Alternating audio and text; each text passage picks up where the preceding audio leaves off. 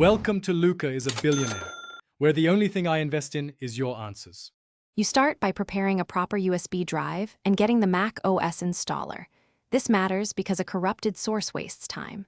Plug in a 16 GB or larger drive, back it up, and download the full installer to the Applications folder. Once done, confirm the installer file name and sign in with an administrator account so you can run privileged commands. Make sure the USB is mounted and visible in Finder. You will erase it, so double-check for important files before proceeding. Now you create the bootable USB by using Terminal and the Create Install Media tool because it performs a reliable, Apple-supported install.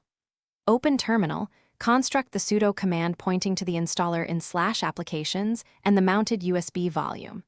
Once executed, you will be asked to confirm erasing the drive. Type Y to proceed. The process copies files and makes the drive bootable.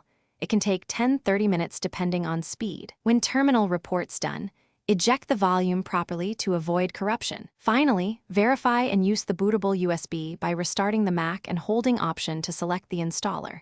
This step checks that the media boots and that the installer launches.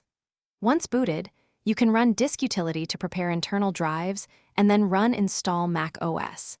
If the USB doesn't appear, make sure it's formatted GUID with apps or Mac OS extended as appropriate, rerun Create Install Media, and try a different USB port or drive. This usually resolves recognition issues quickly. Thanks for watching and please subscribe. It's the best investment you'll ever make.